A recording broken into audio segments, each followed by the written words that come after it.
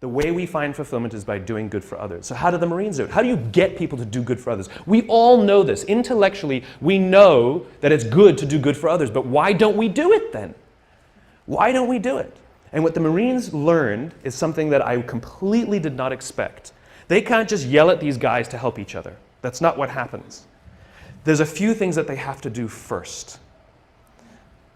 So we all have heard of the obstacle course, right? The Marines have a thing called the obstacle course. And this is where they build anaerobic strength and aerobic strength, muscle strength, and it's timed and all of this good stuff.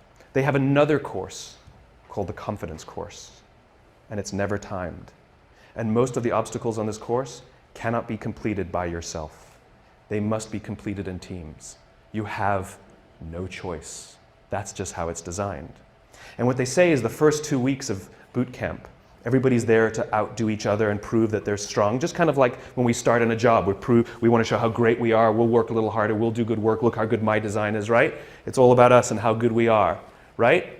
But they keep putting them in situations where they can't do things by themselves. And what starts to happen very slowly, they said after about 2 weeks, they start cheering for each other. Now they get in trouble when they do, but they start cheering for each other. And then before too long, you see them organically start helping each other. And what happens is if there's one person who's weak and refuses to help the others, or even if there's one person who's strong, who's, I was the star college athlete, and they get to the end of every obstacle and they just stand there and wait for everybody to finish and they don't help each other, what starts to happen is organically the group starts to ostracize that person.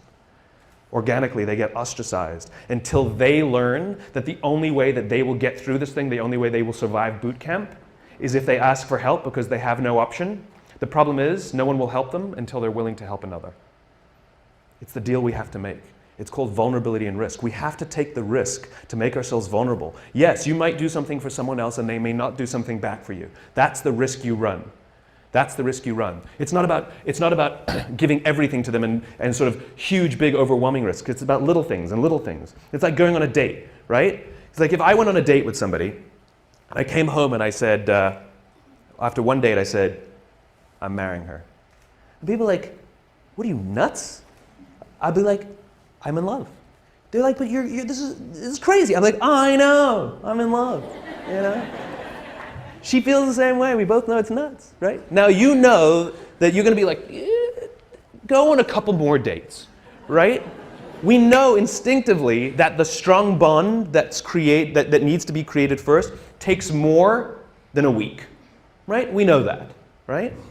But if I've been dating somebody for 7 years and we haven't, married, you'd be like, dude, what is wrong, right? In other words, we know that it takes more than 7 days and we know that it takes less than 7 years. The problem is, we don't know how long it takes. It's somewhere in the middle. All human bonds are the same. Like when you show up at work, when you show up for the first time, when you're new, don't expect that people will look out for you and they won't expect you to look out for them in 7 days. It won't happen. But if you've been working at a job for a few years and you don't have the absolute confidence that if you turn your back you will not get stabbed, you can rely on somebody, you can give them something, nothing will go wrong, you will share the credit, no one will throw you under the bus. If you don't have that in a few years, something's wrong. Something's wrong. I don't know how long it takes, but I know that's more than a week and I know it's less than 7 years. And the Marines fundamentally understand that before anyone is willing to put themselves out for another, they have to have self-confidence. Real self-confidence. You have to be confident in yourself and your own ability before you're willing to help another. If you're insecure at all about your own ability, it's sort of a paradox, right? How can I overcome my confidence, my self-confidence? And we all have ego issues at all times, we all do, right? But if I'm not confident in myself, I won't help another. It's a paradox because then we need someone to look out for us before we're willing to help our peers, right? This is what management is supposed to do. The drill instructors, the school, they're there, our parents, they're there for one reason and one reason only, to help us feel strong and good about ourselves. But look at the way we talk to each other. Look, a budget's been cut. And so what do you get told? I need you guys to do more with less, right? That's what we're told. Hey guys, I need you guys to do more with less. That's what we're told by our clients, by our bosses, by our parents. This is what we're told, right? That's like your parents telling you when you're young, I know you're stupid, figure it out, right? You're not as smart as the other kids. What do you want me to do? Right? It's the exact same thing. I need you to do more with less. Right? What we need to be telling people is, I need you to do more with what you have, right? You have capacity, you have strength, you have talent, you have ability. I need you to do more with what you have. We don't celebrate what we've got. We criticize for what we don't have. This is the responsibility of management, to take us under their wing and help us understand our own value to ourselves. Close your eyes and think back to high school. And think of that one teacher who took you under their wing and cared for you and looked after you and helped you realize that you are capable of more than you thought you were. And you probably are the person you are today in some part because of that person, right? Do you have that name? What's the name? Tell me the name. Tell me the name of the teacher. Okay, give me the name. Okay, I can point to anybody and you can tell me that name. Now tell me the names of all the other teachers you had that day. Can't remember them, can you? This is the power of those who teach us confidence. We will literally carry their names around with us for the rest of our lives. Wouldn't you want to be that person? Wouldn't you want to be the person that 20 years from now, 30 years from now, 40 years from now, I can do this exercise with somebody and they will tell me your name? This is the power of helping others realize their own strengths.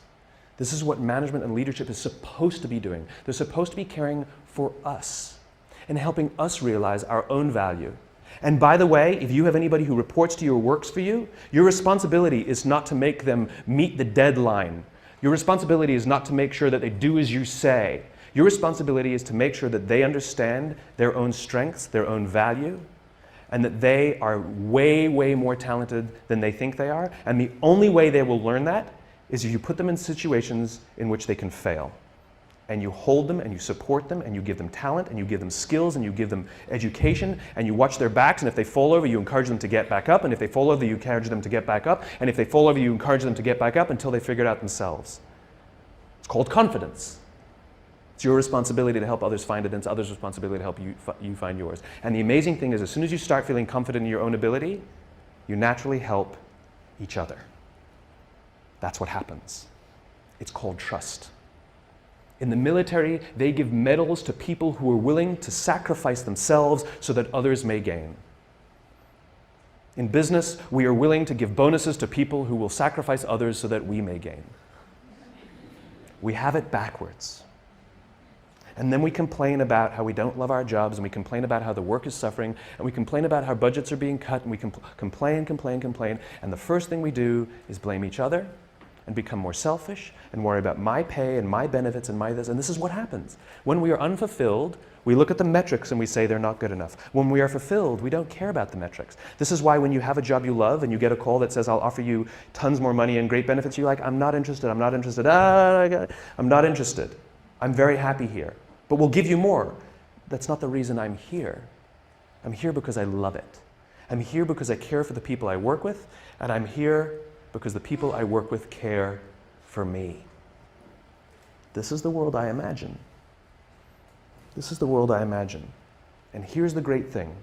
If you take little risks, I'm not talking about big things, little things. If you start doing little things for each other, the amazing anthropological response is other people will start doing little things for others too. I was walking down the street 2 days ago, and a guy's backpack was open and a whole bunch of paper fell out as he was walking down the street.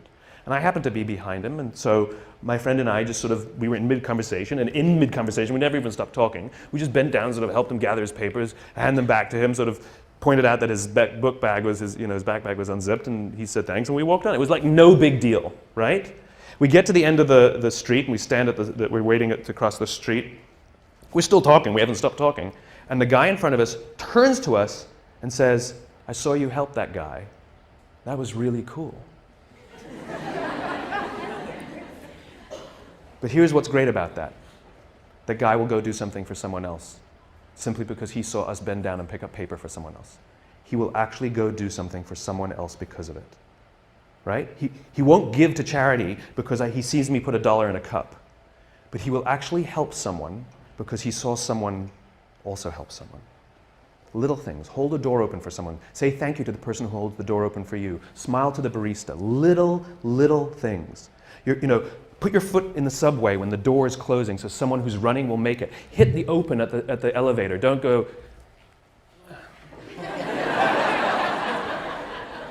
or pretend you didn't see. That's the best one. You know? Oh, I would have if I saw. Sorry, right? Do it. A little time and a little energy. And you'll find around work that people give a little time and a little energy back to you. And you'll give a little more time and a little more energy. You go for a coffee with someone. Then you go for a 2-hour coffee. Then you go for a coffee and a lunch. Then you go for a lunch and a dinner. Then you go for a dinner and a movie. And then you sleep over. And then you sleep over 2 nights. And then you go on holiday together. And eventually you get married. Right? It's slow. It takes time. And we can't rush it. You know, when we rush it, it's all fake. Do things for others and watch how much others do for you. You go get yourself a cup of coffee from the coffee machine in the morning. Make one for someone else. It takes a little extra time. It takes a little extra energy. That's the point. That's the point. And here's the best part. You will feel so good at the end of the day. So good. Thank you very much. Thank you.